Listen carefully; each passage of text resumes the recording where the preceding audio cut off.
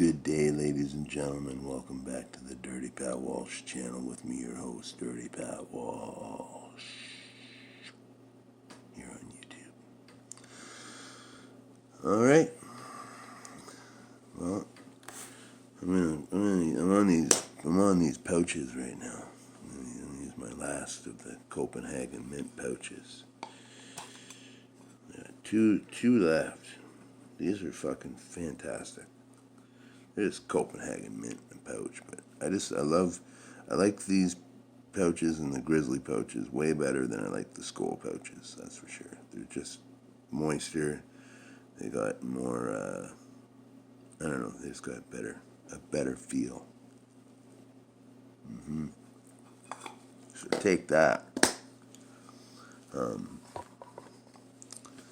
Going up to have a little PowerPoint program thing with my the music store that I'm going to be teaching harmonica out of today. I'm not really sure what that means, but I just took a bunch of notes on what I'm going to teach them, and I didn't go looking for this; they came looking for me. So I'm just going to give them me. There's no I can't fake it. Can't fake being a businessman, But I just wanted to kind of touch on a reply to a reaction video, maybe, to Snuffstrings' latest video about the paranormal. Just events that happen, like he mentioned a few events in his video that were just weird synchronicities, and I get that all the time, Now, the thing with me is I'm kind of a student of that stuff, I've studied, I've studied all kinds of stuff like that over the years. Whenever I see the clock hit 11:11, I always make a wish. Whenever you see numbers in order, like if you see something that says 1, 2, 3, 4 on it or something like that, it means, like, if you just catch notice of that, it's supposed to mean your life is going along just perfectly. 11:11, you make a wish. Yeah, there's all kinds of weird little things, and my experiences with the paranormal. Now, it's hard to. I'm gonna try to figure one out.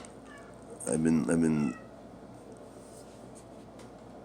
Okay, likely the best paranormal experience I think I've ever had was when I sang for the black metal band Adieu, and we used to incorporate satanic rituals into our show. Anyhow, we used to incorporate satanic ritual into our shows, like real bona fide satanic ritual from the Satanic Bible. And, nothing ever happened, really, People would always leave because they'd be terrified. But, anyhow, one time, though, something did happen. We were doing usually when we did these things, we did compassion rituals to help our community or our friends, in that spirit. And, but one time we did a destruction ritual. I can't remember why. We were all pissed off at something. So anyhow, I was reading the 10th Enochian key out of the Satanic Bible, because that's something that you invoke to. It's supposed to be only used for very violent, very aggressive dislike for something. And this wasn't like we wanted anybody dead or anything like that. It was just a situation. But anyhow, so I'm reading this fucking scripture out of the Satanic Bible, and I'm just quietly reading it. The band isn't playing yet or nothing, and all of a sudden the left PA speaker catches on fire. It was pretty epic. A few people ran out when that happened, but it was just like a faulty wire or something like that. It was like an old. The owner could explain it. But yeah, that was a neat synchronicity that I had. But yeah, I've been studying tarot cards and paranormal things most of my life. I've definitely had an interest in the occult all my life. Been reading tarot cards for 30 years now, since I was a teenager. And I might even have a venue in town where I can actually read tarot cards and make a couple bucks on the side. But hopefully that works out. But yeah, no, it's Trey. I totally feel you on those experiences. I have them all the time. You'll be thinking about something and you'll see it.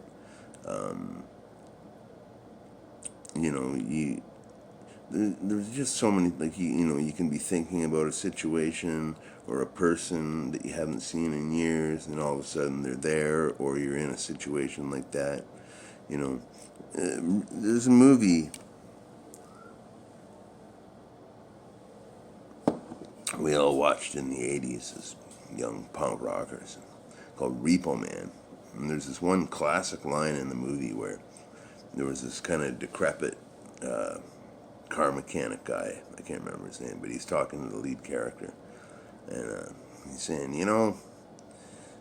how sometimes you're like thinking about shrimp or plate of shrimp, and then all of a sudden it appears, and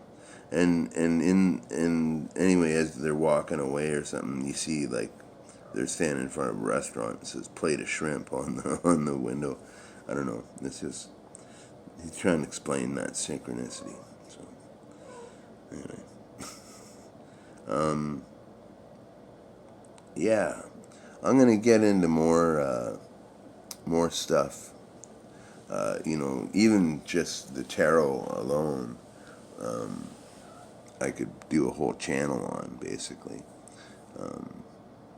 talking about the cards and what they mean and how they apply to your life. I often don't use tarot for reading, like as an oracle. I usually use it for meditation purposes. I've been part of this magic school, like that teaches tarot and stuff, called the Builders of the Adetum, for years now, and it's basically it's kind of based on a religion called Rosicrucianism, and if I had to hang my hat on any religion, it would probably be Rosicrucianism. Just because I relate with the Builders of the Adetum so well and so compatibly. It's a Builders of the Adetum, super cool. I'm not going to say anything more about it. It's not really something you talk about, but you can look it up and see what you think of it. And they have a little website. It's not that impressive, but yeah, certainly a guide in my understanding of paranormal things, and the bigger movements of the universe, I guess you could say. Life is way too random to be linear. You know what I mean? Like, there's always going to be so many things that you don't see, or your mind sees that you don't see. The subconscious is a incredible, deep, dark void of territory that's only been touched on in understanding, I feel, but yeah, like paranormal experience. Like one time when I was a little kid, I was staying in this cottage that my mom and dad had rented. They were still together at the time, and so we were up there for the whole summer, and it was this rat infested fucking dump of a shithole place. I don't know why we went there, but yeah, it was creepy. But anyhow, the story was it was haunted because the original owner of the building got buried in the backyard somewhere, right? So anyhow, that's all good and well. You know, it's enough to keep a little kid kind of scared going to bed, especially when there's rats running around on the floor.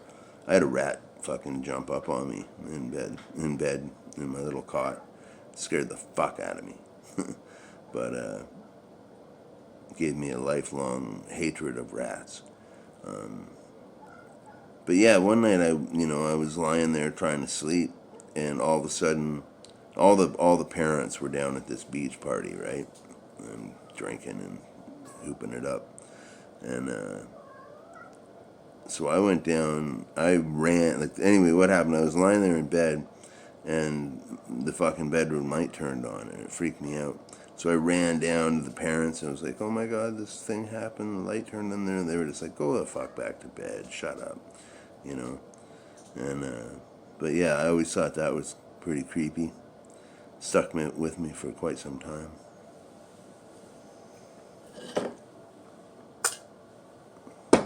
Did nothing really but fuel my interest in learning about shit like that. So, but I don't have a tarot deck close at hand. And this video is getting kind of long anyway.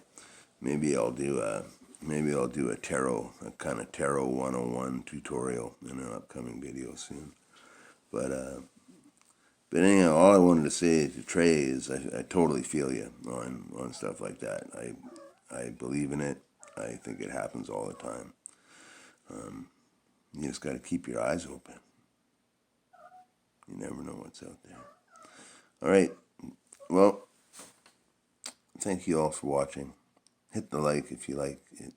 Hit the subscribe if you care to help me out.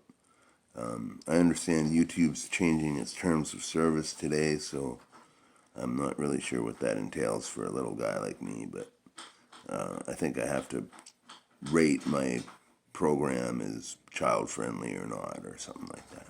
Anyhow, whatever. We'll get on that after I finish my harmonica PowerPoint meeting today. All right, people, be well. Have a wonderful day.